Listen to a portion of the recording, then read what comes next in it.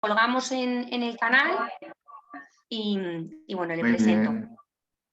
Pues nada, buenas noches a todos. Hoy tenemos un regalazo de fin de curso. Tenemos con nosotros al padre Christopher Harley. Él es sacerdote diocesano del Seminario de Toledo y con solo 15 años le dio su sí al Señor, lo dejó todo para seguir al Señor. Su vocación le llegó a través de Madre Teresa, que ha marcado profundamente pues eso, su vocación y su vida. La conoció con 18 años y, como él dice, ha sido la mujer de su vida. Pues la ha seguido por todo el mundo y con otras personas fundó la Orden de Hombres Sacerdotes Misioneros de la Caridad de Madre Teresa. De los cerca de 40 años de sacerdocio, solo ha estado 22 meses en España, de los cuales, pues de los 40 años, ha estado 14 años en el Bronx, luego también en la antigua Catedral de St. Patrick en Nueva York, 10 años en República Dominicana, 10 años en Etiopía y bueno, ahora mismo se encuentra en Sudán, pues ya año y medio. Y por último, contaros, porque es muy bonito, que bueno, pues de madre española católica, pero de padre inglés protestante anglicano, que se convirtió al catolicismo ya él siendo sacerdote y en parte pues muy cautivado por esa alegría que transmitía su hijo sacerdote y los seminaristas pues cuando iban a su casa. Así que tenemos esta noche al padre Christopher con esta charla de cómo tenemos que responder al Señor con nuestra vocación, sin caer en la mediocridad. Y nada, padre, cuando quiera, empezamos. Muchas gracias. Muy bien. Pues muchísimas gracias por tenerme. Podríamos empezar con una oración en el nombre del Padre, del Hijo y del Espíritu Santo. Te pedimos, Señor, que te hagas presente en medio de nosotros, que abras nuestros corazones, enciendas en nosotros el fuego del Espíritu Santo, renueves en nosotros deseos de verdadera santidad y de fidelidad a ti, que nos lleves a todos en tu corazón y a cada uno de nosotros nos concedas la gracia de serte fieles hasta el último aliento de nuestra vida. Te lo pedimos a ti, que vives y reinas por los siglos de los siglos. Amén. En nombre del Padre, del Hijo y del Espíritu Santo. Amén. Bueno, pues la vida cristiana, que nace en la fuente del bautismo, nos regala una manera nueva de vivir radicalmente. Uso mucho esa palabra porque indica que desde la misma raíz de nuestra existencia algo nuevo comienza. Ha comenzado una novedad. Y la novedad de nuestra vida es la vida en Cristo, que nos injerta en la vida en el seno de la Trinidad. El encuentro con Jesucristo, el ser incorporados a Cristo por el bautismo, nos pone en comunión con las tres personas divinas, con el Padre, el Hijo y el Espíritu Santo. Dice la palabra de Dios que en Él vivimos, nos movemos y existimos, en el seno de Dios. Por eso el lugar donde vivimos nosotros es en Dios. Nosotros vivimos en Dios. Nuestra existencia transcurrirá en unas circunstancias espaciotemporales concretas, las de cada uno aquí en la tierra. Pero nuestra vida está, dice el mismo San Pablo, escondida con Cristo en Dios. Y esto no es una cosa que va a pasar en el futuro después de la muerte, sino es una cosa que ha empezado ya a existir en el momento mismo del bautismo. Es una existencia trinitaria. Y esto es lo que va marcando la madurez de una persona. La madurez de un cristiano se mide, hay muchos baremos, hay muchos termómetros, pero la madurez de la vida cristiana se mide sobre todo por las relaciones personales que establecemos con el Padre, el Hijo y el Espíritu Santo. Un huérfano es una persona que no tiene padre, pero hay personas que pueden vivir en esta vida como si fueran huérfanas. Es decir, si tú le dices, entonces tu padre se murió, no, pero nunca he vivido con él, no he tenido trato con él, si casi no le conozco. ¿Tu padre está vivo? Pues sí, pero no tengo trato con él. Bueno, pues así hay millones y millones de católicos que viven como huérfanos, aunque vayan a misa y hagan algo de oración y alguna práctica religiosa, pero no saben quién es su padre, no conocen a su padre, no hay una relación personal con él. Ni yo le conozco a él, ni él me conoce a mí, ni él significa en realidad nada en mi vida. Y entonces, bueno, pues esa sería la relación con la primera persona de la Santísima Trinidad, después con el Hijo y con el Espíritu Santo, una relación personal conforme a la personalidad de cada una de estas personas divinas que son diferentes. El Padre no es el Hijo no es el Espíritu Santo, ni el Espíritu Santo es el Padre. Como son tres personas divinas diferentes, establecemos una relación personal diferente con cada una de ellas. Bueno, pues tener este trato de amistad, tener este trato filial, tener esta conciencia de la presencia de estas tres personas divinas en nuestra vida, es donde empieza la vida cristiana, que, como digo, es fruto del bautismo. Esto está llamado a crecer, se nos da ontológicamente, se nos da en el ser, en el momento del bautismo, pero tiene un dinamismo. Un niño tiene vida, pero tiene poca vida, no ha desarrollado su intelecto, no ha desarrollado sus capacidades, incluso físicamente no está desarrollado. Nosotros somos recién nacidos en el bautismo. Esa vida que se nos ha dado tiene que desarrollarse. Y esto se desarrolla a través de los sacramentos, de la escucha de la palabra de Dios y la vivencia de la caridad. Son los tres pilares sobre los que se edifica la vida cristiana. Por eso, muchos de vosotros que habéis hecho estos retiros, pues que habéis encontrado o reencontrado o redescubierto una amistad con Jesucristo, que es una cosa maravillosa. Lo más peligroso, lo más importante, por tanto, es que haya un desarrollo, que haya un crecimiento y que esto sea de todos los días. En la medida en que todos los días escuchamos la palabra de Dios, que frecuentemente recibimos, actualizamos la conciencia de lo que significan los sacramentos en nuestra vida y luego esta vida la ponemos al servicio de los hombres nuestros hermanos, que es lo que llamamos la caridad, esta vida va creciendo, tiene un dinamismo divino interno que llamamos la gracia. Si me pedís un buen libro para leer, yo a todo el mundo le recomendaría para esto el Catecismo de la Iglesia Católica, porque aparte de que el contenido es maravilloso, pero solamente su misma estructura ya nos dice en qué consiste la vida cristiana. Está dividida en 4 partes. Yo a todo el mundo le recomiendo, igual que tenga una Biblia en casa, que tenga el Catecismo de la Iglesia Católica en casa, como un libro de consulta y ojalá de lectura habitual. La primera parte del catecismo habla del credo, es decir, si alguna de vosotros os preguntan ¿tú en qué crees? El contenido de tu fe está sintetizado en el credo. Ahora, tú te puedes encontrar con muchísima gente que te dice, no, si yo creo en Dios, no voy a misa, no hago esto, no estoy de acuerdo con el Papa en esto, pero yo creo. Fe, la que ellos quieran decir que tienen por lo que ellos expresan. Yo creo.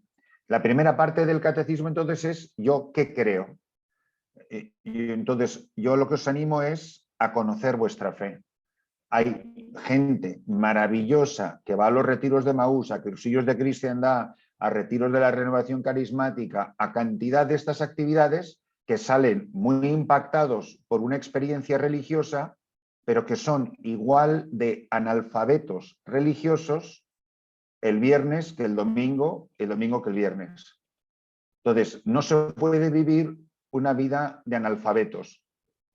Pero como además de analfabetos religiosos, somos gente con un nivel educativo en general bastante alto, eso genera el peor conflicto que se puede dar en un cristiano, que es la soberbia y la ignorancia. Entonces, de religión opina todo el mundo. Todo el mundo tiene una opinión sobre los anticonceptivos, sobre los homosexuales, sobre el Papa, sobre la misa, pero yo tengo un íntimo amigo mío, sacerdote, que se llama Javier Igea, que es doctor en astrofísica, y yo no recuerdo haber tenido una discusión con él de astrofísica. ¿Pues por qué? Pues porque yo no sé ni mirar por un prismático. A mí no se me ocurre opinar de lo que no tengo ni idea. Pero estamos rodeados de gente que podemos ser nosotros mismos, que de repente tenemos una experiencia religiosa, que hemos ido al retiro, y ya de religión opinamos todos. Pero vamos a ver, usted sabe quién es Jesucristo, usted sabe qué es persona, qué es naturaleza, usted sabe lo que es un sacramento, usted sabe lo que pasó cuando Jesús murió y lo enterraron. El alma y el cuerpo de Jesús se separaron, la divinidad y la humanidad se separaron. ¿Cuántas inteligencias tiene Jesucristo? ¿Tiene voluntad divina? ¿Tiene voluntad humana? Si no tenemos ni idea. Pero Jesús ha cambiado mi vida. ¿Pero qué Jesús? Si no tengo ni idea de quién es. ¿Qué es un sacramento? ¿Qué es la escatología? Si no sabemos nada de religión. Pero somos gente a lo mejor con un nivel educativo en derecho, en economía, en psicología, en todas las disciplinas, porque la mayor parte de la gente ya ha ido a una universidad, que nos da como una especie de aire que nos capacita para opinar de religión, de lo cual no tenemos, no digamos ya, por ejemplo, cuando se habla de cosas de bioética. A mí, como sacerdote, me surgen problemas de bioética y yo lo primero que hago es consultar. Y yo soy doctor en teología. Ahora, no estoy especializado en bioética. Y cuando yo tengo que dar un consejo a una persona de un asunto que toca con la bioética, sé con quién consultar. Porque no se me ocurre opinar, porque soy especialista del corazón, pero no estoy familiarizado en el hígado. Entonces, cuando es una cuestión delicada o cuando hay una cuestión de derecho canónico, yo aquí en Sudán del Sur, ¿cuántas consultas no habré hecho yo a España a sacerdotes, amigos míos, que son especialistas en esto? Ahora, si yo, que soy doctor en teología, me paso la vida pidiendo consejo y consultando, imaginaros la prudencia que hay que tener para opinar. Es mucho mejor ser humilde y decir, me he convertido, o lo que yo quiera llamar por convertido, pero no sé nada. A ver si empiezo a conocer mi fe. La segunda parte del catecismo dice que no basta creer, sino que esa fe hay que celebrarla. La segunda parte del catecismo habla de los sacramentos. ¿Qué son los sacramentos? Es la celebración de la fe. Por eso hay gente que dice, yo creo en Dios, pero no voy a misa. Pues usted creerá, pero no celebra lo que cree. La fe no es simplemente un conjunto de verdades aceptada, sino es una realidad que se celebra. Y se celebra en los sacramentos, cada sacramento a su manera.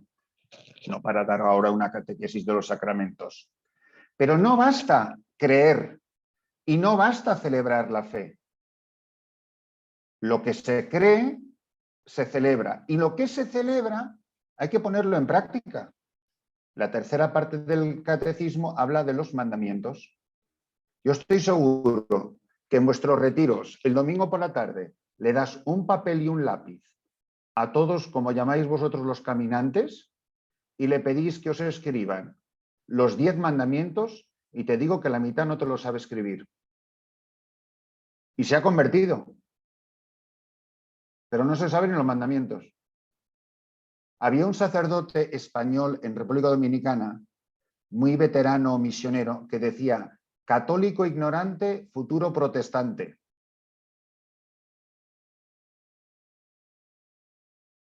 Bueno, a nosotros a lo mejor ni siquiera damos para protestantes, pero vamos viviendo el cristianismo de una manera muy infantil, muy inmadura, muy emocional. Por eso muchísima gente hace los retiros y luego se aleja, porque es verdad que uno necesita una cerilla para encender el gas de la cocina, o por lo menos antiguamente. Pero uno no cocina con cerillas. Un retiro es una cerilla, es una chispa que se enciende. Ahora, si no hay una combustión, pues uno seguirá encendiendo cerillas, pero así no se cocina. Entonces, eso hay que alimentarlo. Entonces, por eso es importantísimo esa tercera parte, es ponerlo en práctica. Y líbreme Dios de decir que lo importante es saberse los mandamientos, lo importante es ponerlos en práctica. Entonces, la fe que se cree, se celebra. Y la fe que se celebra, se tiene que poner en práctica en la vida.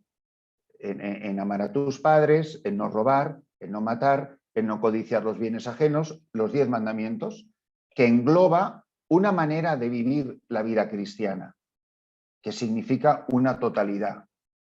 Luego, la cuarta parte del catecismo está dedicada a la oración. Hablamos, por ejemplo, mucho de la oración y vosotros, una vez que salís de los retiros, le dais muchísima importancia a la oración. Pero yo sé rezar de verdad. O sea, no digo si yo sé oraciones. No es lo mismo saber oraciones que saber orar.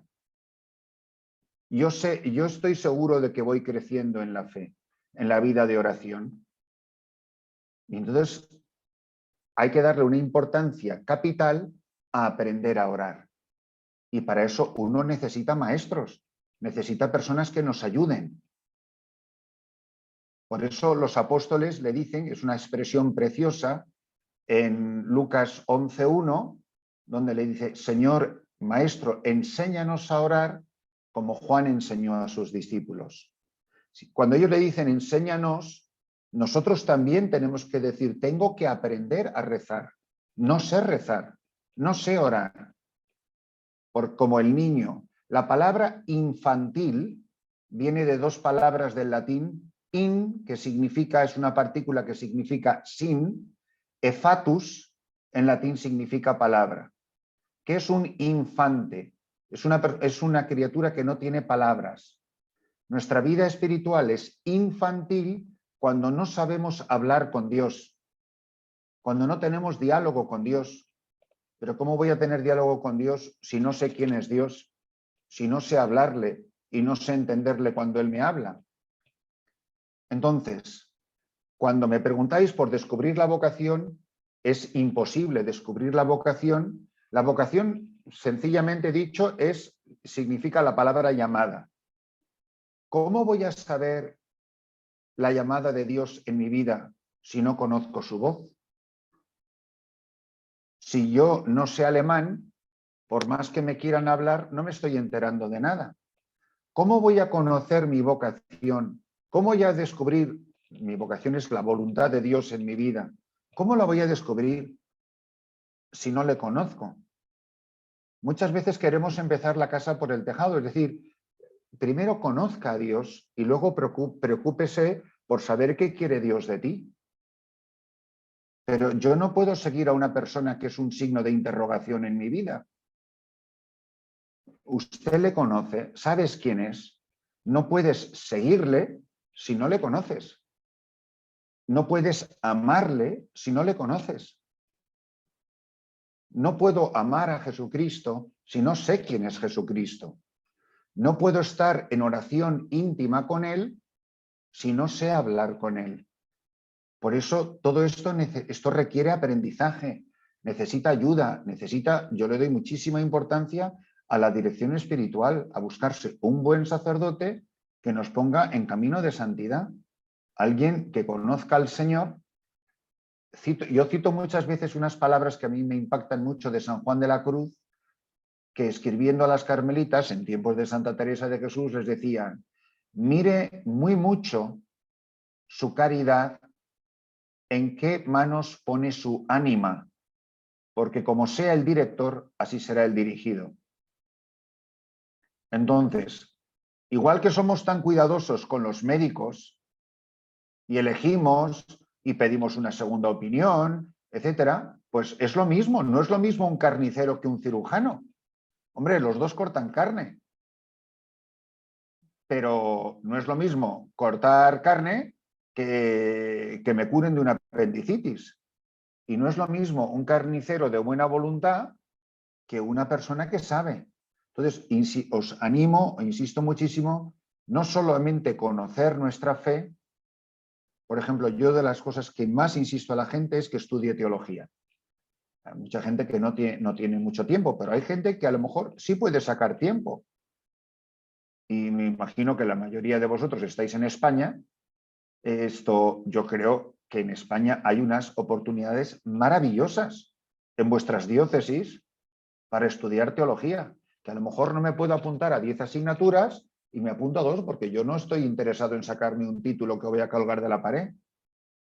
Por ejemplo, cuando la gente se queja de la iglesia o cómo está la iglesia, Yo cuando digo esas cosas, digo, si tú estudiaras 1 hora de historia de la Iglesia, te parecería que estás viviendo en el paraíso terrenal, porque no tienes ni idea de lo que ha sido la historia de la Iglesia. Y concomitantemente con esa historia, una historia de santos absolutamente maravillosa.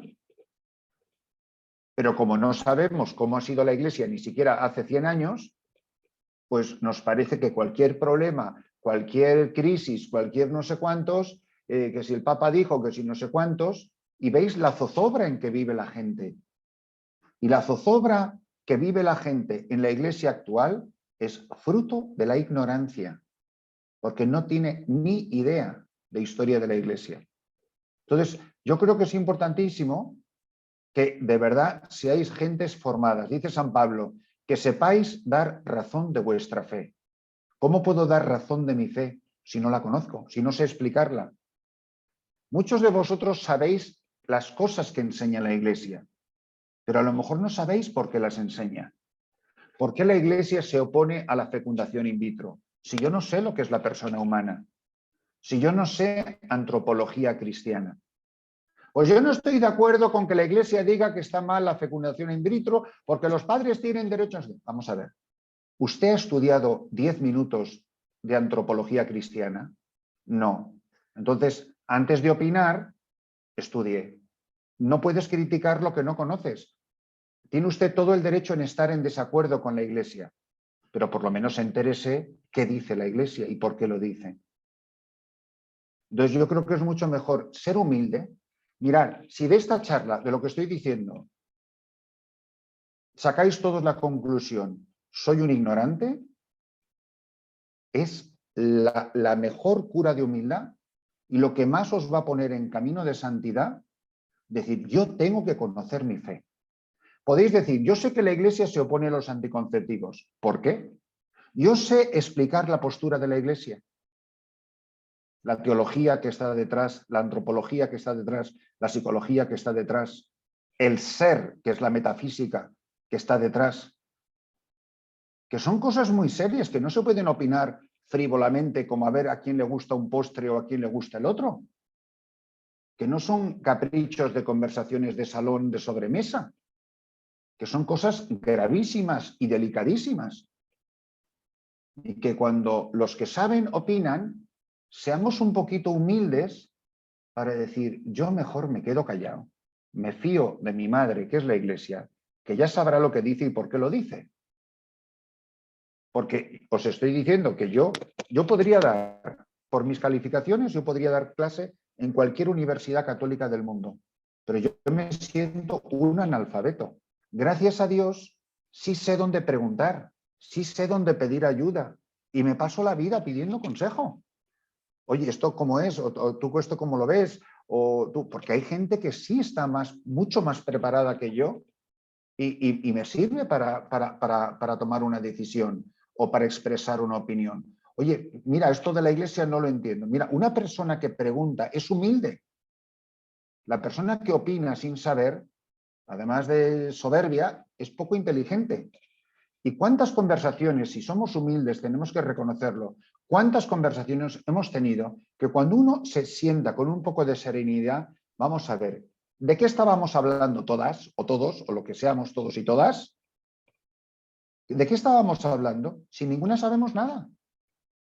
Entonces, tener la humildad de decir, tenemos que formarnos bien.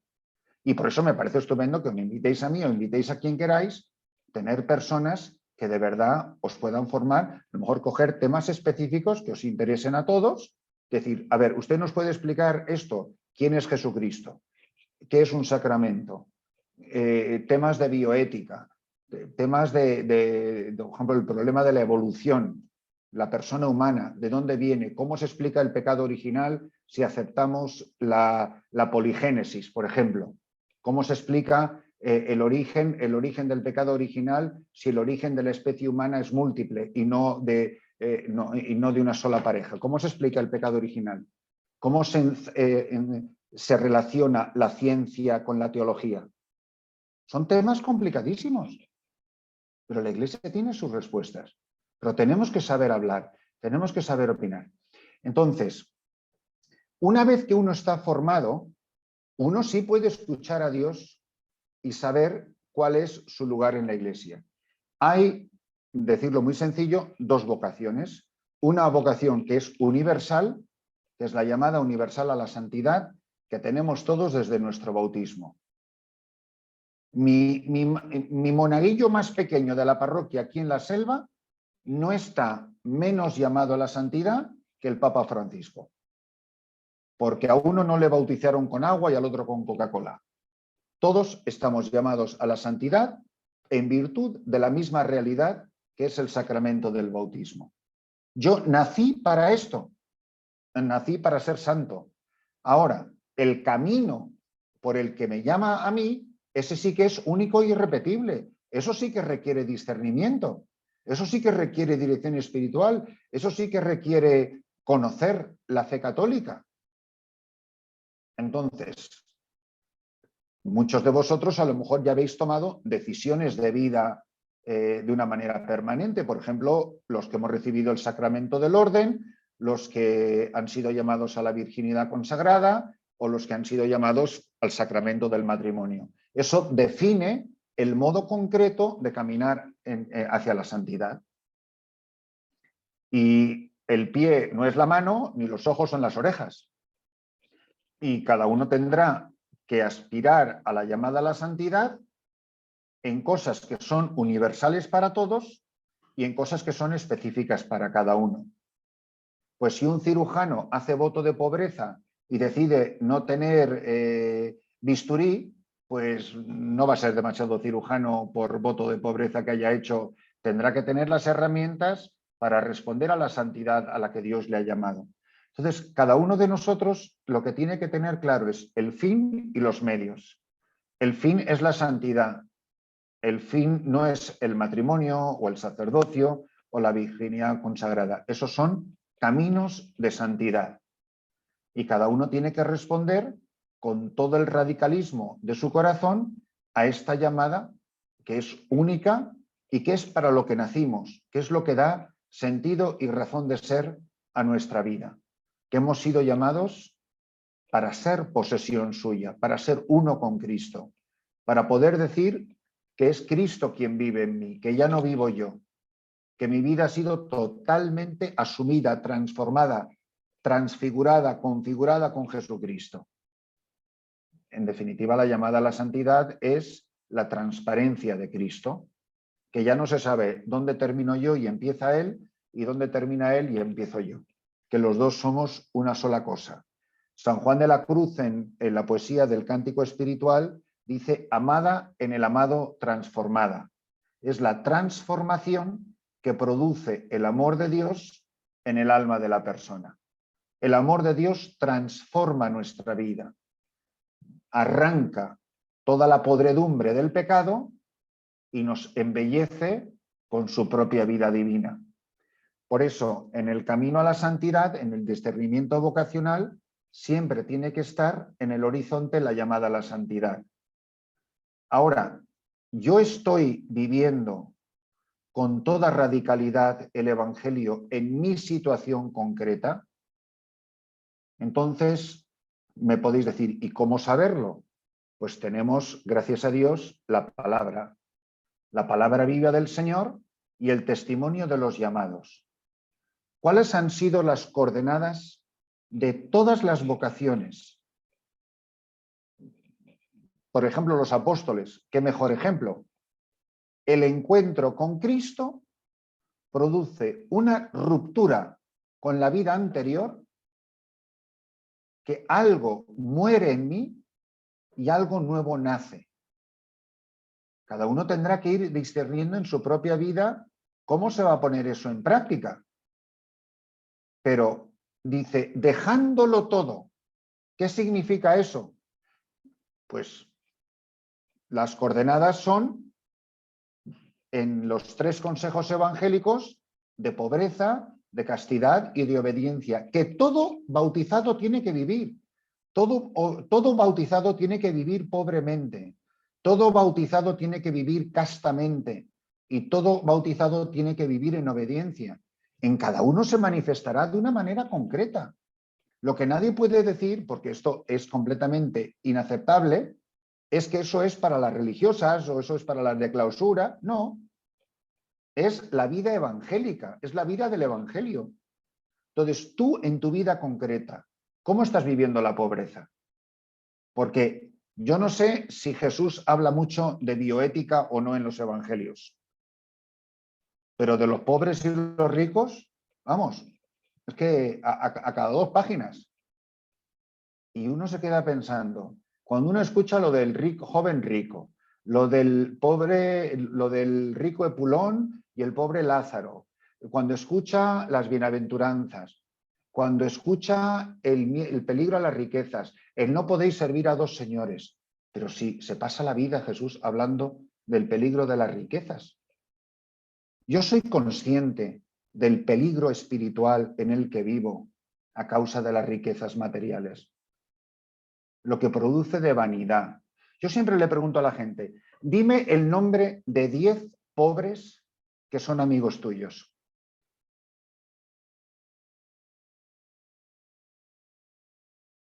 Que tú conozcas, que sean amigos tuyos que viven en la miseria.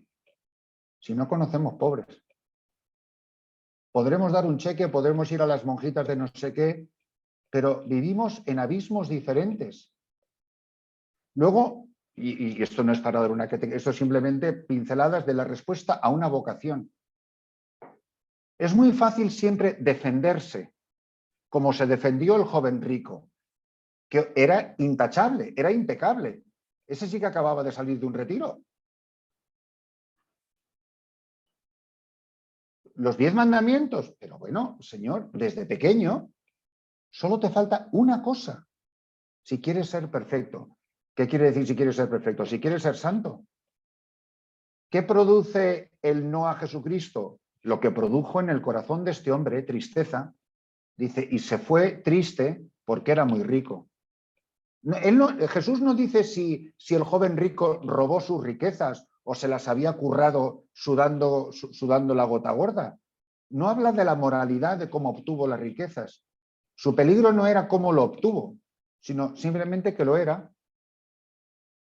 Entonces, esto es una cosa que ha costado tanto, tanto, tanto, y no nos damos cuenta el favor que nos hace el Papa hablándonos continuamente de esto, pero no lo queremos escuchar. Hay una especie de resistencia. Mirar que la gente admira a más no poder a la Madre Teresa de Calcuta, pero qué poquito caso le hacemos. A la Madre Teresa todo el mundo piensa que es la santaza del siglo XX. Oye, pues para ser la santaza del siglo XX y quererla tanto, la podíamos imitar un poquito. La Madre Teresa tenía frases gloriosas como: hay gente que es tan pobre que lo único que tiene para dar es dinero. Pues mira tú, sí, eso sí que es pobre. Entonces, yo desde que me he encontrado con Jesucristo, mi vida se ha simplificado. Yo me he empobrecido. Porque el problema es que mucha gente identifica la conversión con la multiplicación de prácticas religiosas. Escucho al padre Christopher en Zoom, voy ahora a misa los domingos, hago un rato de oración, nos juntamos los miércoles para no sé qué. Es decir, la conversión ha generado actividades religiosas, lo cual no quiere decir que necesariamente ha cambiado mi vida. Simplemente que he empezado a multiplicar una serie de actividades. No, si es que ahora ya voy de servidora. Eso está muy de moda también, ¿no? Y todo eso es maravilloso. Pero eso no es necesariamente señal de que la vida ha cambiado. La vida cambia cuando, dejando a su padre a la barca y las redes, se fueron con él. Imaginaros que los apóstoles le dijeran a Jesús: Señor, ¿nos traemos la barca? Porque, hombre, no vas a cruzar andando el lago todas las veces por encima del agua. Entonces, si Jesús lo único que nos pide es la simplificación de nuestra vida. Si verdaderamente Jesucristo nos hace tan felices como decimos que nos hace, ¿por qué necesitamos tantas riquezas para ser felices? ¿Por qué las vacaciones son tan complicadas? ¿Por qué los fines de semana son tan complicados? Yo me acuerdo que le dije a uno en un mes de septiembre, hará como unos 15 o más años, cuando estaba en República Dominicana, le digo, oye, necesito dinero, así con la cara que Dios me ha dado. ¿Cuánto necesitas? Y se me ocurrió decirle, el 10% de lo que te hayas gastado este verano. Bueno, casi le da un ataque de risa, claro. Entonces, yo siempre pienso, ¿pero por qué es tan caro ser feliz? Yo me acuerdo cuando era un niño pequeño y estaba en Marbella con mis padres, que me dio la pataleta estúpida de niño mimado, insoportable, y nunca olvidaré la frase de mi madre que la tengo esculpida aquí, cuando yo tendría 11 años. Me dice, ¿tú sabes que hay niños en Madrid que nunca han visto el mar? Y me dijo, ¿tú sabes que hay niños que están paralíticos en el Hospital de San Rafael, en los Hermanos de San Juan de Dios de Madrid, que nunca han jugado al fútbol? Es que nunca lo he olvidado. Nunca se... O sea, la lección de vida que me dio mi madre, no la he olvidado jamás. Pensar dónde vais a pasar el veraneo, con la que está cayendo en España. Y pensar en la frase de mi madre, que no son palabras de Santa Teresa de Calcuta, ni del Evangelio, ni del Catecismo. Hay niños que nunca han visto el mar. Bueno, pues, ¿y yo qué clase de cristiano soy? Luego, coger, por ejemplo, la castidad o coger la obediencia. Los grandes consejos que da Jesús en los evangelios, si queremos discernir nuestra vocación. Y luego, ya para no alargarme más, porque igual queréis hacer alguna pregunta o me he ido por los cerros de Úbeda y me queréis reconducir esto en la conversación, sí que creo que es muy importante el profundizar en el conocimiento de la propia vocación. Me imagino que la mayoría estáis llamados a la vocación al matrimonio, al sacramento del matrimonio. Bueno, hay gente que ni siquiera está casada por la Iglesia, ¿no? Pero suponiendo que la mayoría estéis casadas o habéis recibido el sacramento del matrimonio, yo de verdad tengo claro lo que significa el matrimonio. Tengo de verdad claro lo que significa la llamada a la santidad en el matrimonio. Yo tengo claro lo que significa ser padre o madre de familia. Si sois sinceros, la mayoría a lo mejor tenéis hijos. No todos, obviamente, pero la mayoría. El día que tú te casaste, ¿te dieron un manual para ser padre o madre de familia? Pues te dieron 3 charlitas, fuiste a una boda maravillosa y arrégleselas usted como pueda. Y anchas Castilla y me tiro a la piscina y a ver si tiene agua. Pero yo de verdad tengo claro lo que es el matrimonio. Cuando yo pienso que pasé 8 años en un seminario preparándome todos los días para esto que soy y anda que no habré metido la pata, yo nada más que pienso, pero ¿y los matrimonios? ¿Qué esperanza tenemos de que cuando los tires al agua vayan a flotar si muchas veces van tan pobremente equipados que dices, es un milagro que estas 2 personas sigan juntas? Porque el matrimonio no consiste en seguir juntos, sino que es una tarea, y es una tarea de todos los días.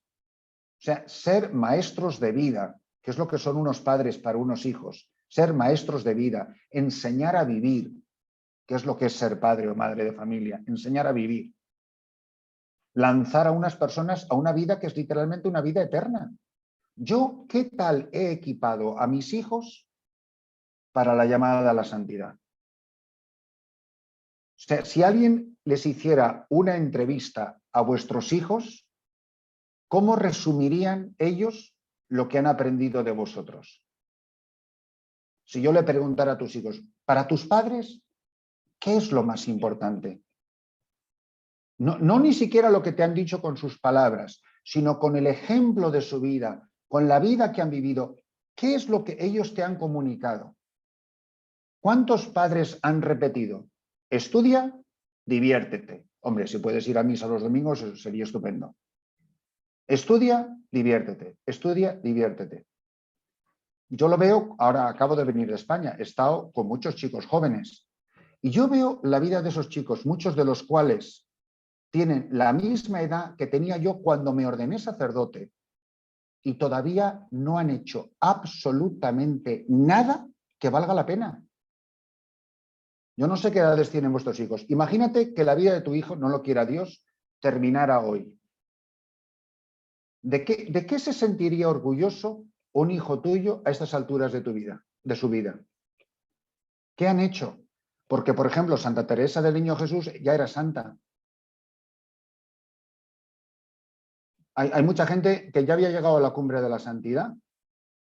Yo me acuerdo que tuve una voluntaria en Etiopía con 20 años y le pregunté, si tú te murieras hoy, ¿qué son de las cosas más importantes que han pasado en tu vida? Me contestó que me operaron de la rodilla y que era del equipo de baloncesto del colegio, no te lo pierdas. Entonces te das cuenta la irrelevancia en la que viven los niños. Y luego les decimos, ¿has ido a misa? Y yo siempre digo, cuando yo oigo a los padres decir, ¿has ido a misa? Yo nunca lo digo porque soy sacerdote, pero me quedo pensando, ¿sí, para qué va a ir? Si no le hace ninguna falta. No le hace absolutamente ninguna falta. Porque no tiene nada que ver la misa con la vida que está viviendo. Es como una pesadilla, son 45 minutos insoportables que hay que pasar como una penitencia, bueno, pues porque vamos a misa, porque ya sabes cómo son mis padres, como además encima ahora han hecho el retiro y ahora no sé qué, ya les ha dado que todo el mundo a misa, pues, pero de verdad ellos han vivido la fe, han crecido en la fe. Yo no tengo ni idea de quiénes sois, a lo mejor sois la Sagrada Familia de Nazaret, pues bendito sea Dios.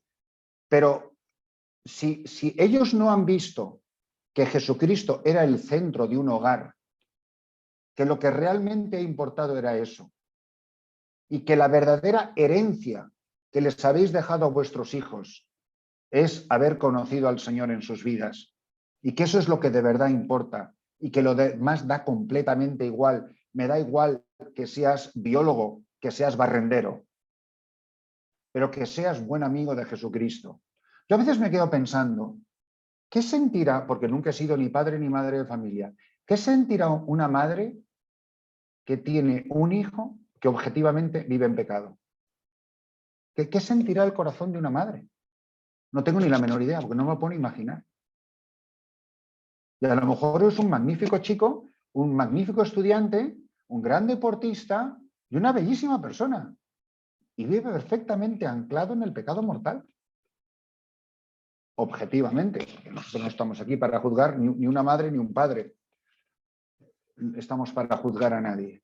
Pero objetivamente, la vida que vive mi hijo, esto no es el cristianismo. Y luego estamos a lo mejor muy preocupados de muchas actividades. Yo veo mucha gente que se mata por ir a colaborar en retiros o con las monjas de la Madre Teresa y tal, pero ves el panorama que tienen en casa y dices, oiga, pero si es que tiene usted Calcuta dentro de las puertas de su casa. Y entonces yo creo que ahí sí que tiene que haber una muy seria reflexión, porque yo creo que la gran clave de la santidad de la Iglesia pasa por la familia. ¿Cómo va a haber, cómo os podéis imaginar con la juventud de hoy que vosotros conocéis, los amigos de vuestros hijos?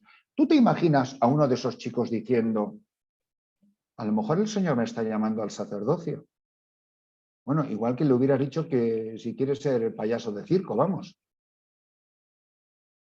Entonces, esos niños han crecido en un ambiente donde lo normal, no digo porque luego la vocación es un don, donde lo normal es que todo chico y toda chica se haya planteado una vocación sacerdotal o una vocación religiosa. Entre otras cosas porque los padres lo han fomentado.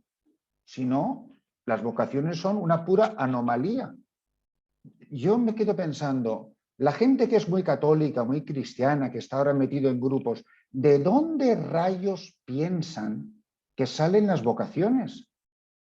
Nosotros estamos acostumbrados a que si me viene bien la misa de 12 o me viene bien la misa de 1, porque como vivís en una especie de supermercado espiritual, entonces nos podemos permitir el lujo para elegir, pero cada una de esas misas la celebra un sacerdote. Ese señor, ¿de dónde ha salido? ¿Quiénes eran sus padres? ¿Cómo nació su vocación? ¿Cómo sintió la llamada? Entonces, yo creo que hablando de la vocación y del discernimiento, que es la pregunta original que ha dado razón a esta charla, es decir, la mayoría sois seglares y la mayoría, me imagino, sois madres de familia, no solamente es tu vocación, es que tú eres responsable de otras vocaciones.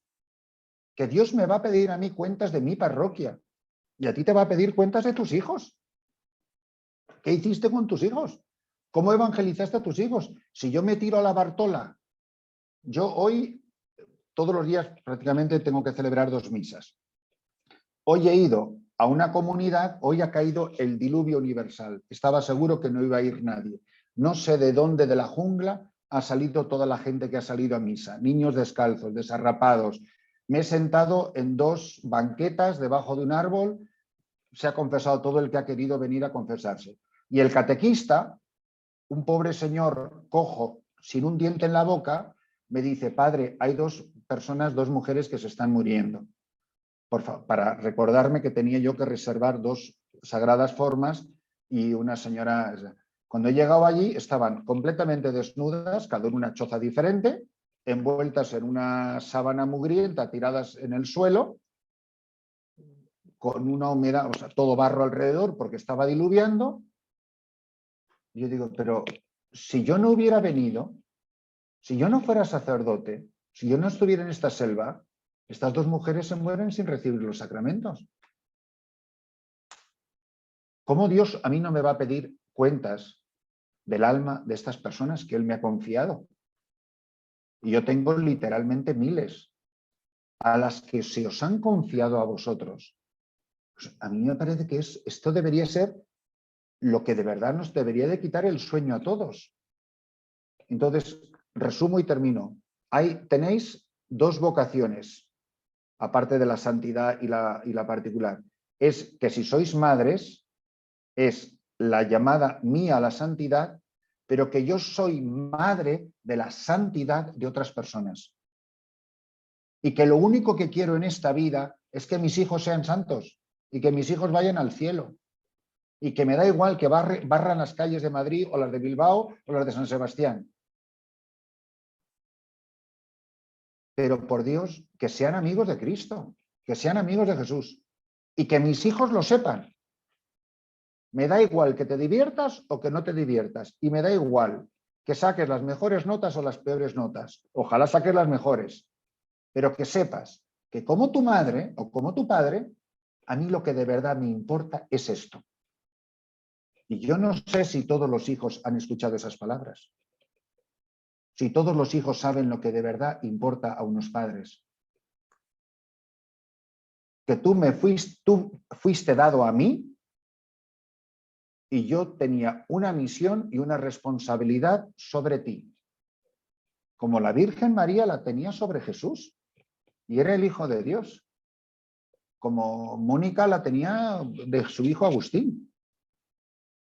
Mónica no iba por la vida diciendo: ojalá a mi hijo le hagan presidente de la compañía. Ella no quería morirse sin ver a su hijo cristiano.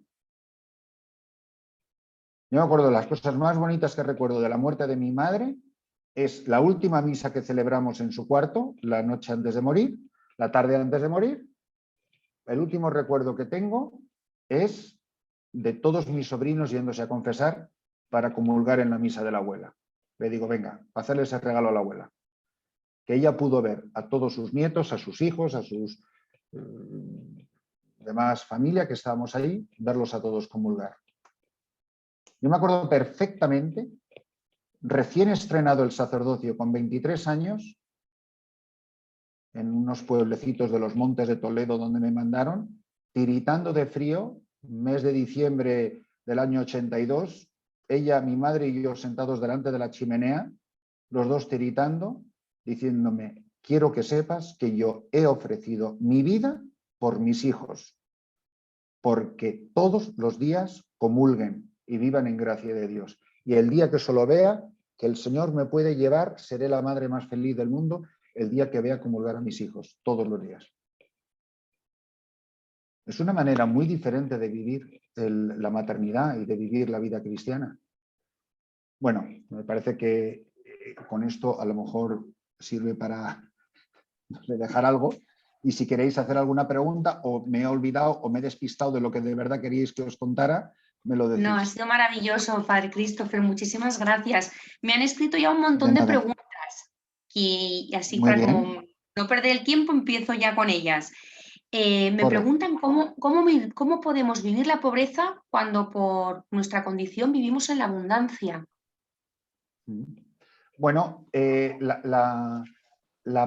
San Ignacio de Loyola y Santa Teresa de Jesús, hay un libro maravilloso que os puede ayudar, que hasta incluso se puede descargar gratis en PDF desde el internet, que se llama Síntesis de Espiritualidad Católica. Y en el tema de la pobreza lo explica maravillosamente. Síntesis de Espiritualidad Católica lo escribió mi director espiritual, don José Rivera Ramírez, y está publicado por Editorial Gratis Date. Y lo podéis descargar ahora mismo si queréis en internet y habla de muchos temas. Cogéis el capítulo de la pobreza y esto lo explica muy bien. Pero muy sencillamente, la medida de la pobreza, cuánta pobreza tiene que uno vivir, es solamente la marca el amor, la da la caridad.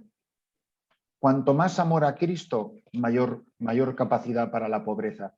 Es decir, cada vez me voy dando cuenta que necesito menos para ser feliz.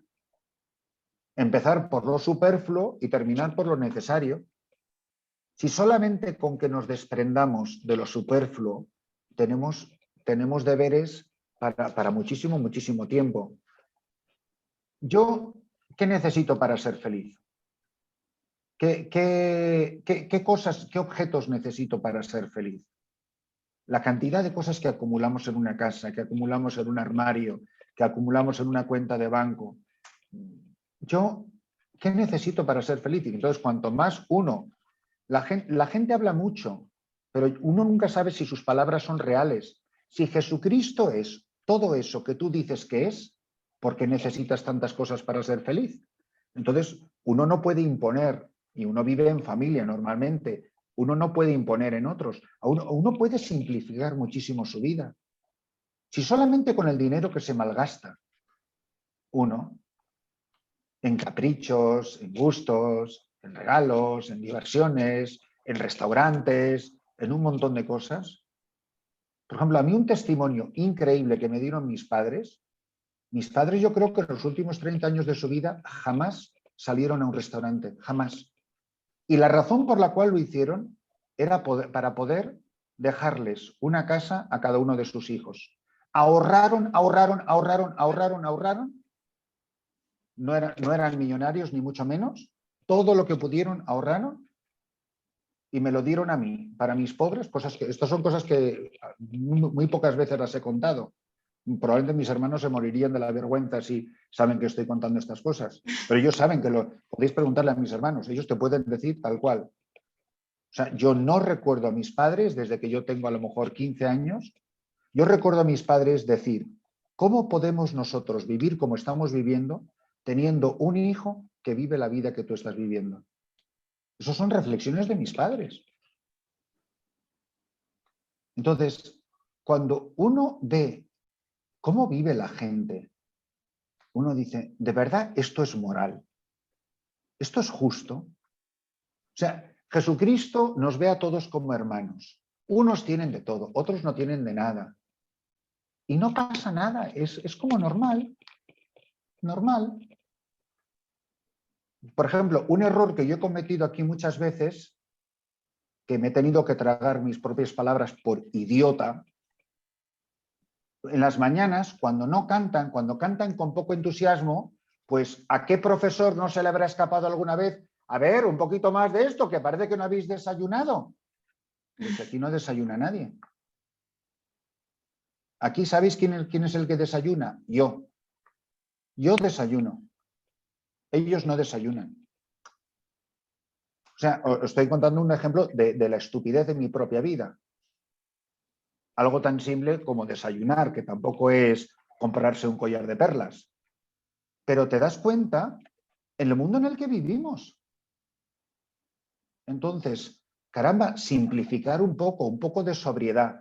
No hay recetas, porque cada uno de vosotros sois únicos e irrepetibles. Solamente con que penséis estas cosas, ya eso os hace un enorme bien. Solamente pensar que a lo mejor tengo que cambiar un poquito mi estilo de vida, que a lo mejor puedo compartir un poco más con los demás, que no necesito tantas cosas para ser feliz. Siguiente. Siguiente. ¿Qué implica la obediencia para un laico? Buenísima pregunta. Bueno, yo creo que de las cosas más bonitas que yo he visto en la vocación laical es la vocación de los padres, que yo creo que aunque no os deis cuenta, os pasáis la vida en obediencia a vuestros hijos, sobre todo cuando eran muy pequeños.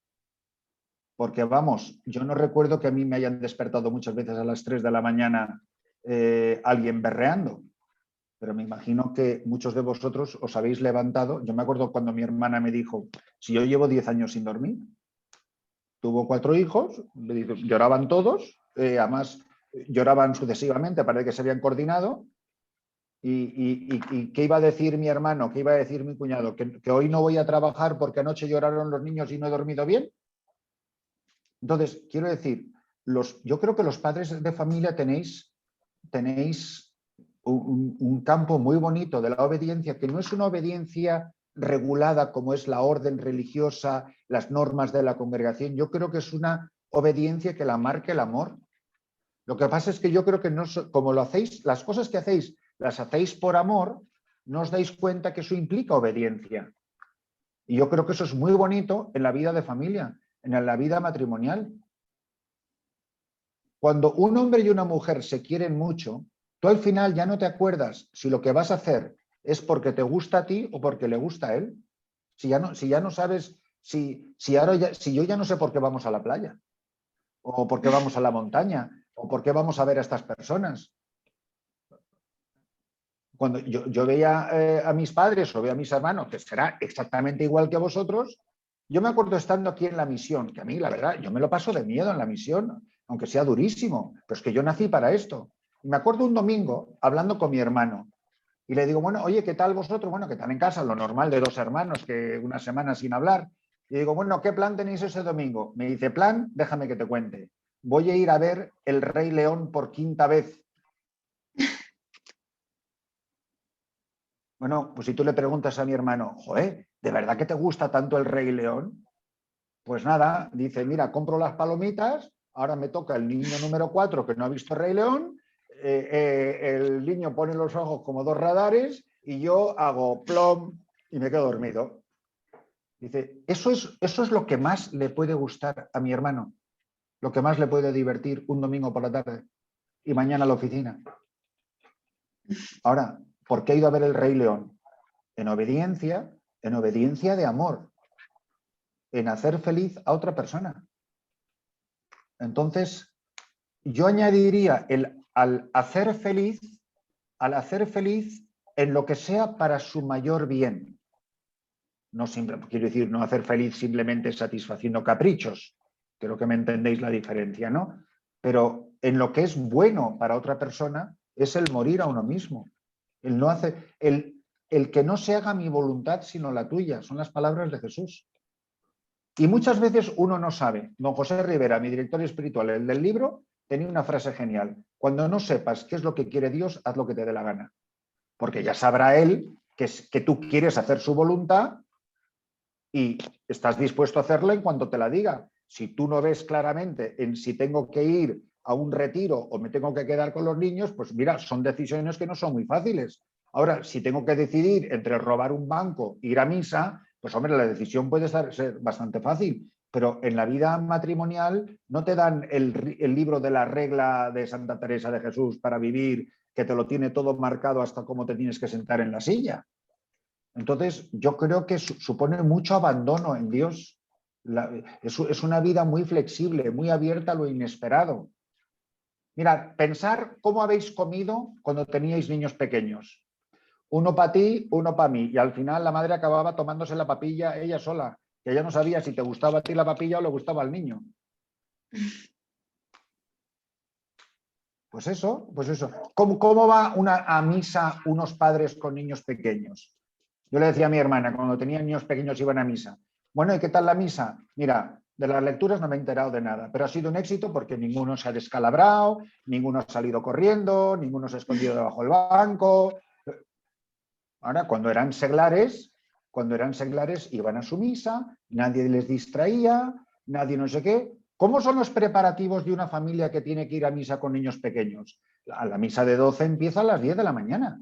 Entre peínate, vístete, no sé cuántos patatín. Bueno, los preparativos duran mucho más que la misa, ¿no? Nosotros, ¿cómo era cuando éramos solteros? Unos vaqueros, una camiseta y a misa 10 minutos. Todo eso es muchísima cruz, todo eso es muchísimo preparativo. Y todo eso es mucha renuncia, mucha muerte a uno mismo. Yo no tengo un recuerdo de mis padres haciendo un planazo que a ellos les ha gustado. Su plan era sus hijos. Ahora, cuando yo lo pienso, a mi padre le encantaba llevarme todos los sábados a los Boy Scouts o le encantaba llevarme al partido de fútbol. El pobrecillo ahí en el mes de enero a las 10 de la mañana viendo al niño dar patadas a un balón. Pues, ¿quién no ha tenido que hacer todas esas cosas? Pues eso es... Lo que pasa es que uno no lo percibe como obediencia, porque como lo hace por amor, y nos parece como que la obediencia y el amor no pueden ir de la mano, y es todo lo contrario. Por eso, cuanto más amas, menos te cuesta la obediencia. Por eso es tan importante la dirección espiritual, porque todo el mundo, todos los que estáis aquí conectados, estáis en una altura diferente de vida espiritual. Y luego, además, hay otro problema, es que el marido y la mujer muchas veces no están en el mismo nivel de vida espiritual. Porque tú te hayas convertido ayer por la tarde tampoco quiere decir que se ha convertido a medio Madrid. No, si es que el retiro lo has hecho tú, no lo ha hecho el resto de la familia. Entonces, de repente, como a mamá se le ha iluminado el cerebro, pues ahora todos iluminados. No, si es que los demás siguen estando en el mismo sitio que estaban el viernes cuando te fuiste al retiro. Entonces, es muy difícil cuando un coche va en cuarta y el otro va en segunda. Porque también el exceso de entusiasmo, pues a veces crea una ruptura, un desgarro. Y todo eso requiere mucho discernimiento, mucha oración, mucha prudencia, humildad, perseverancia, aguante, renuncia y sobre todo muchísima dirección espiritual, el pedir buenos consejos. Incluso consejos de otras personas casadas que a lo mejor te pueden iluminar algunos aspectos que a lo mejor un sacerdote no es capaz de captar. Pues matrimonios que sean más sabios, que tienen más tiempo caminado.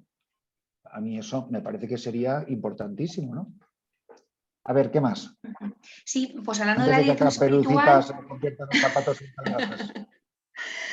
hablando de la dirección espiritual, me preguntan qué directrices nos puede dar para elegir el director espiritual y no caer en estar cambiando según nos convenga y esas cosas. Sí, buenísima pregunta. Pues mira, Santa Teresa de Jesús decía dos palabras, santo y sabio. Y además añadía, y si tiene que elegir entre santo y sabio, prefería sabio que santo. Pero sobre todo sabio. Es muy interesante. Es muy interesante. Sobre todo que sepa. Cuando tú vas a un cirujano porque tienes un cáncer galopante, no te preocupes mucho de si el cirujano es simpático. Yo ahora cuando estaba en Madrid tuve que ir al dentista.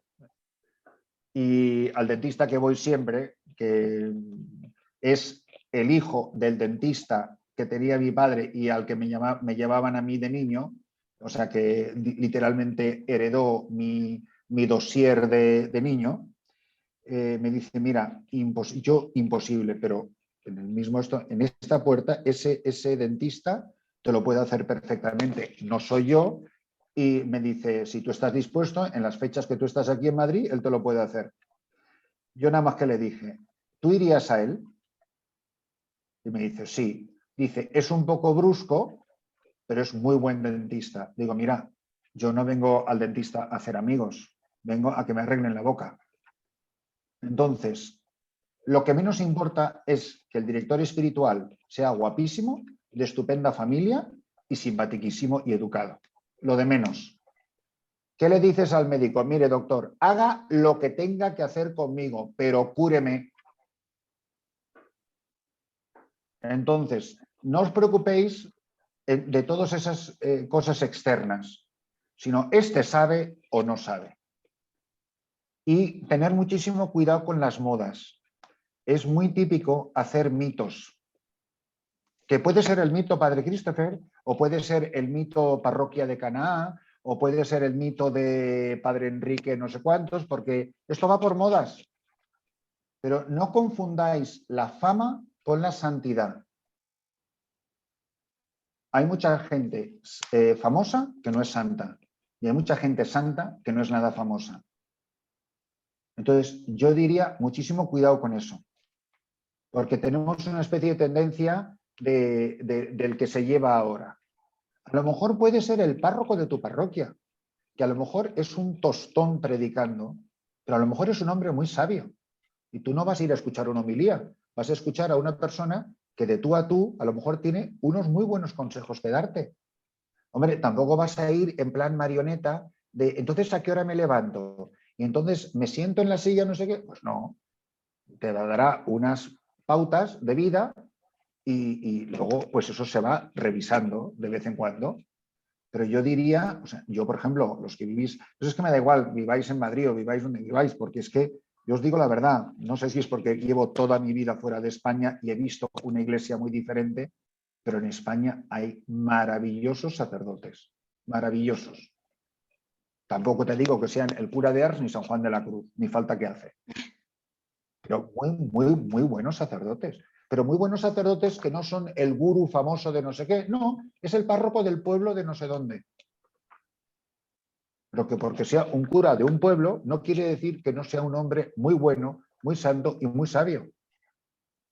Entonces, yo lo que diría, y eso, pues pedirle luz a Dios y también pedir consejo. A mí muchas veces me han preguntado, ¿usted conoce a alguien en tal sitio? Pues hombre, lo bueno que tiene uno de tener mucho pelo blanco es que casi todos tus amigos son obispos.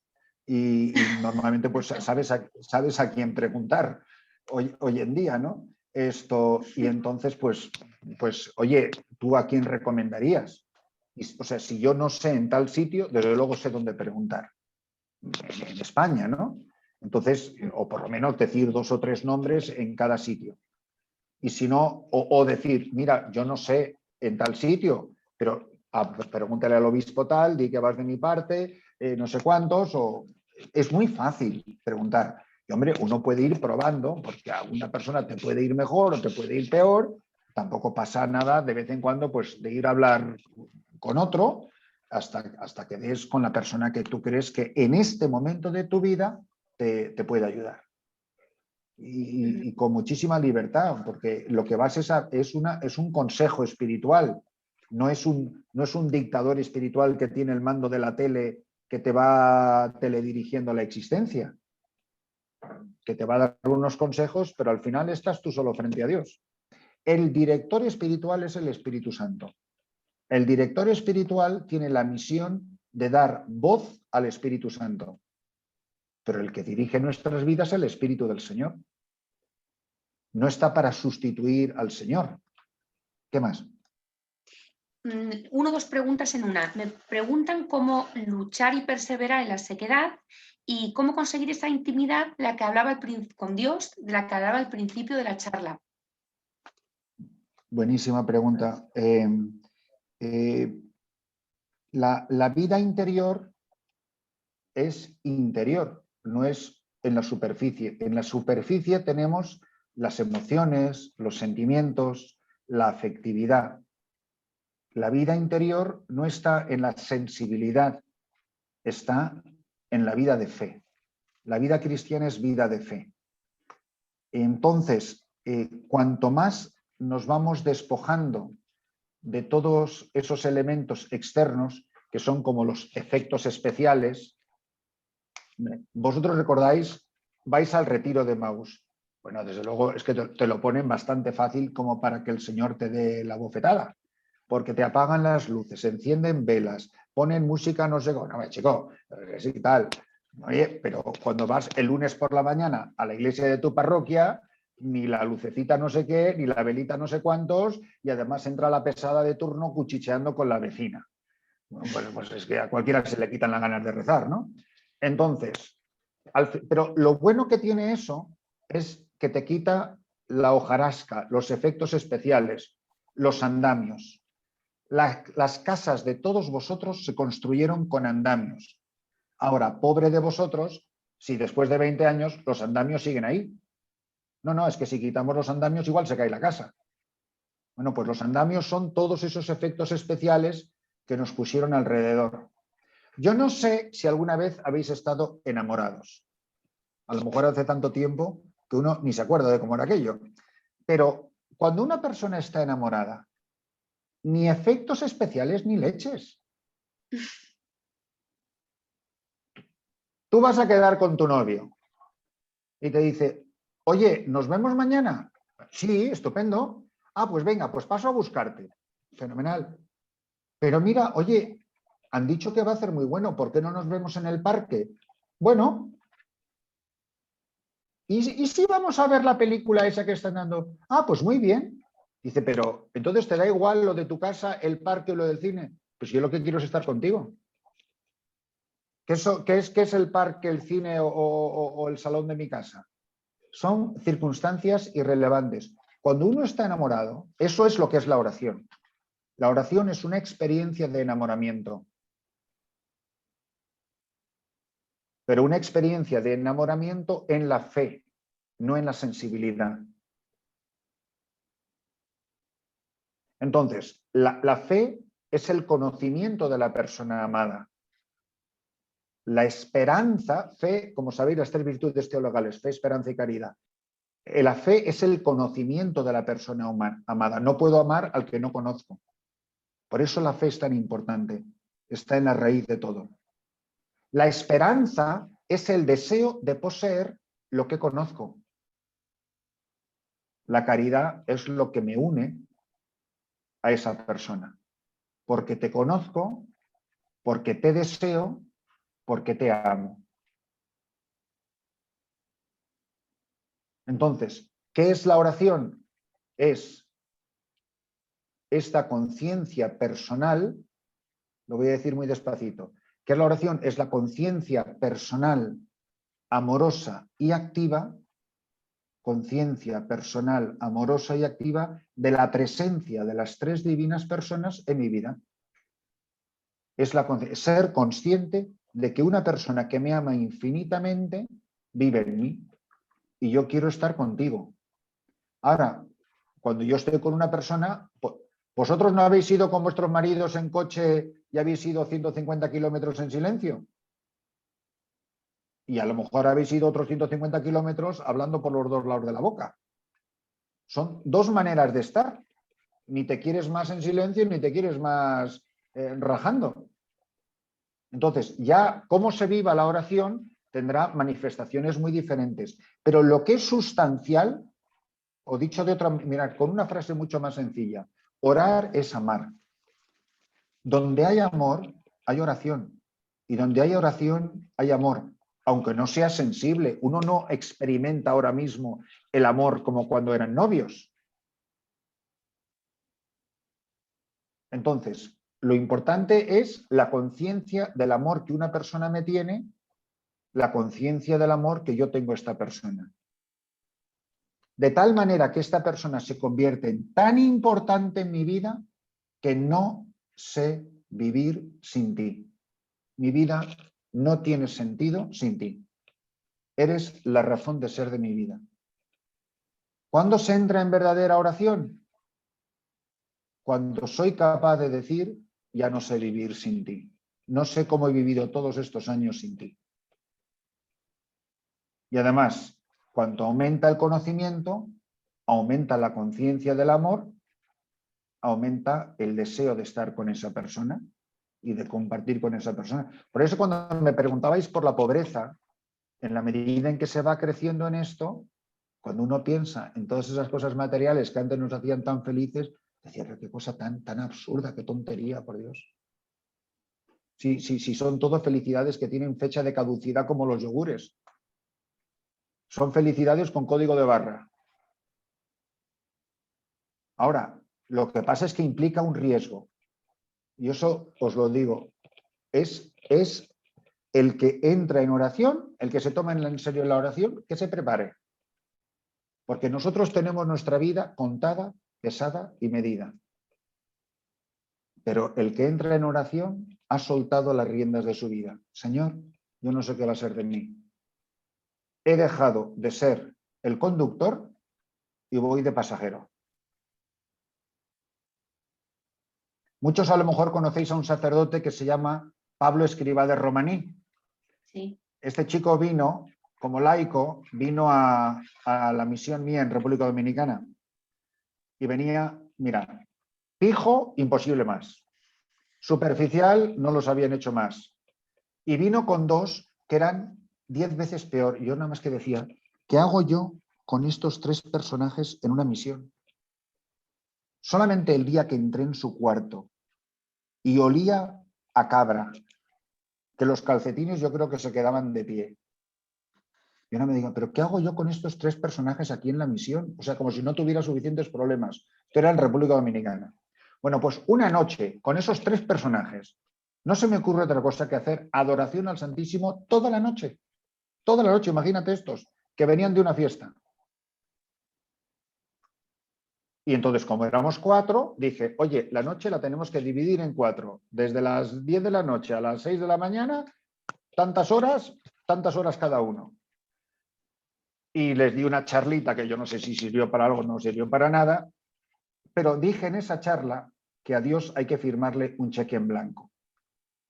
Y bueno, pues fulano el primer turno, futana el segundo turno, y muy bien, así pasamos la noche. No sé si rezaron, o se durmieron, o roncaron, o qué hicieron delante del Santísimo. El único que estaba en vela era nuestro Señor Jesucristo. Por la mañana voy a dar la bendición con el Santísimo, y cuando levanto la custodia, veo que hay un papel debajo de la custodia. Encima del corporal estaba la custodia, pero debajo de la custodia había un papel. Y cuando lo cojo, me quedo mirando el papel y era que Pablo había dibujado un cheque en un folio, imaginaros un cheque de banco, y había firmado Pablo, y en concepto no ponía nada. Había firmado un cheque en blanco literalmente. Fue volver de ese viaje y derecho al seminario. Ese chico, lo que menos tenía en la cabeza era que se iba a encontrar con Jesucristo. Ahora, tú no sabes lo que puede pasar en tu vida cuando tú abandonas. Nosotros tenemos absoluto control de todo. Lo tenemos todo contado, pesado y medido. Cuando algo se sale de nuestro programa, es un caos. A ti te cancelan un vuelo de vacaciones y te crees que ha empezado la Tercera Guerra Mundial. Te cancelan una cita en no sé dónde o te pasa no sé qué, porque todo es previsible. En Dios es todo imprevisible. Uno no tiene ni la menor idea. O sea, yo me quedo pensando, tú has dicho, no, con 15 años se fue al seminario. Si alguien me dice que a mi edad yo iba a estar en una jungla en África, ahora, yo desde los 15 años no tengo absolutamente ningún control de las riendas de mi vida. A mí me da la risa floja cuando me preguntan, ¿y usted cuánto tiempo se va? ¿Y cuánto tiempo se va a quedar ahí? Yo qué sé, no tengo ni idea. Si yo pensé que me iba a quedar para siempre en Nueva York y para siempre en República Dominicana y para siempre en Etiopía, si no tengo ni la menor idea. Entonces, vivir, cuando vuestros hijos eran pequeños, ¿cuánto tú le explicabas de lo que era ir al médico? Pues niña, cogías al niño en brazos, salías por la puerta, lo llevabas al médico, le pegaban 3 pinchazos, que el niño no entendía nada, se echaba a llorar porque mamá me habrá llevado a un señor que me hace daño y nos volvíamos a casa. ¿Tú crees que el niño ha entendido algo? No ha entendido nada. Bueno, ya, mamá será la que entiende. Pero como a nosotros Dios nos tiene que explicar todo con logaritmos, y nos lo tiene que dar todo destripado en papilla y pasado en puré, hasta que yo diga que sí, a mí me cuadre y yo lo acepte. Pues Dios. Hay una frase que me encanta de los dominicanos, dicen, le dices cualquier cosa, decir, mire padre, te decían ellos, Dios es el que sabe. Pues ya está, es vivir abandonados en Dios. O tengo padre o no tengo padre. Entonces, la oración, por ejemplo, en la sequedad, simplemente es esta vida de abandono. Las palabras del soneto, no me tienes que dar porque te quiera. En la oración no hay un intercambio, hay una entrega. Porque lo mismo que te quiero, lo mismo que te quiero, te quisiera. Si me das, me das. Si no me das, no me das. Yo estoy aquí contigo. Por eso la sequedad es una gran prueba del crecimiento de una persona en la vida espiritual. Cuando se persevera en ella. Esas son palabras de San Juan de la Cruz. Veréis que cito muchas veces a San Juan de la Cruz. Tratar de conocer, es un gran santo, un gran maestro de vida espiritual. Es un gran doctor de la Iglesia. Yo recomiendo muchísimo leer a San Juan de la Cruz. Aunque solamente leáis una partecita que se llama Dichos de Luz y Amor, que es una maravilla. ¿Recordáis esa famosa frase de él, a la tarde de la vida te examinarán de amor? Esa frase está tomada de Dichos de Luz y Amor, que son 150 frases de San Juan de la Cruz. Y habla precisamente de todo esto, de la sequedad. Que una obra de amor hecha en sequedad vale más que 1000 que hecha con grandes sentimientos. Pero tiene muchas más frases sobre la sequedad, donde explica muy bien todo esto. ¿Qué más? Pues me están preguntando ya para terminar si nos puede contar alguna anécdota que tendrá miles de Madre Teresa que le haya pues conmovido profundamente y que nos pueda ayudar. Sí, pues hay muchísimas y casi todas, como son todas ellas, pues muy sencillas, pero una que para mí es maravillosa, donde se ve mucho el genio, la personalidad y su feminidad. Una vez fue a ver, al principio del pontificado del Papa Juan Pablo II, fue a ver al Papa Juan Pablo II y bueno, pues ella ya era mundialmente famosa y el Papa pues la recibió con todo cariño, etcétera y tal. Y bueno, pues las típicas cosas que dicen los papas, me imagino, para quedar bien, le dice, bueno, Madre Teresa, si hay cualquier cosa que yo pueda hacer por usted, pues ya sabe, como cuente conmigo, cuente con la Iglesia, en fin, lo que sea. Y a la Madre Teresa no se le ocurre más que decir, deme un pedazo de su Vaticano y yo se lo llenaré de pobres. El Papa se quedó parado. El Papa se quedó parado y le dijo, Madre Teresa, el Vaticano es muy pequeño y si a todas las órdenes religiosas le diéramos un pedazo, no quedaría sitio para el Papa, así como de una manera graciosa, ¿no? Bueno, la Madre Teresa le dijo eso, se volvió a Calcuta o se volvió a dar 3 veces la vuelta al mundo y no se volvió a acordar de semejante cosa.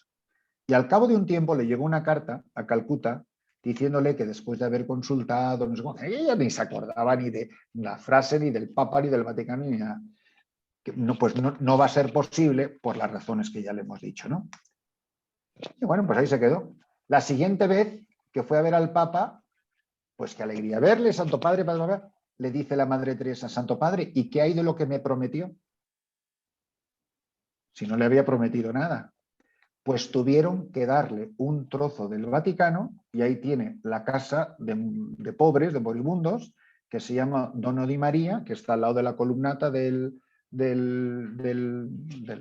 San Pedro, de la Basílica de San Pedro, y ahí tiene una casa que se llama Dono di María, donde tiene recogidos, es la primera casa del mundo que se abre en el Vaticano para atender a pobres. Pero por el genio de un santo. Es decir, que tiene esta visión, que lo imposible nunca le parece imposible. La Madre Teresa, cuando yo iba con ella, íbamos a una gestión, a ver a una persona importante, un arzobispo, un alcalde, no sé qué, íbamos en el coche y iba diciendo, vamos a dar gracias a Dios por lo que nos van a dar. Y yo, madre, si no nos han dado nada. No, que nos lo van a dar. Y iba dando gracias a Dios por lo que nos van a dar. Yo nunca he dado gracias muchas veces ni de lo que me han dado. Pues ella iba dando gracias de lo que nos van a dar. Entonces, tener esta visión, una persona que es capaz de pedir un pedacito del Vaticano para llenarlo de pobres, eso solamente es el genio de los santos. Y eso es siglo XX, no era así una vez. Y yo creo que si fuéramos así, con este sentimiento de osadía, este arrojo apostólico, ponerse el mundo por montera, el que no toma aceptar nunca el no por respuesta, la tenacidad. Yo creo que muchas veces lo que nos falla más que nada en esta vida es la perseverancia. Y nos falla la perseverancia cuando perdemos el entusiasmo. La palabra fervor en castellano, la palabra fervor en español, viene del cambio de una letra que es la F por la H. La palabra fervor viene del hervor. ¿Qué es el fervor? Es una persona que está hirviendo. Una persona que está hirviendo es una persona apasionada. Y una persona que está enamorada, que está apasionada, es tenaz, tenaz, tenaz, terca, terca, terca. Hasta que es capaz de... A lo mejor es la conversión de tus hijos, a lo mejor es una obra de caridad, lo que sea. Yo no sé lo que pueda ser, pero es de la persona que no cesa jamás en perseverar en una decisión tomada. Yo me he comprometido a hacer oración, llueva, truene, haga sol, me apetezca, no me apetezca, pongan velitas o apaguen la luz. O sea, yo no fallo a la oración. Si siento, siento, y si no siento, lo siento. Pero es la persona que no falla. Es la fidelidad del enamorado, la tenacidad, la perseverancia del enamorado. Padre Christopher, muchísimas gracias. Estamos totalmente fuera de hora, pero es que es una maravilla escucharle, le estaríamos preguntando toda la noche. Gracias. Despedimos ya el curso hasta octubre, pero nos encantaría irnos con su bendición para este verano. Sí. Claro que sí. Muchísimas gracias. Pues la intercesión de la Santísima Virgen María, de vuestros santos patronos y vuestros ángeles guardianes, os bendiga Dios omnipotente, el Padre, el Hijo y el Espíritu Santo. Amén. Amén. María, dile a tu obispo que es mi héroe. Mañana mismo, mañana mismo. Muchas gracias, Padre Christopher. Gracias a todos. Un abrazo. Muchas gracias. Buenas noches. Que Dios le bendiga, Padre. Gracias. Dios.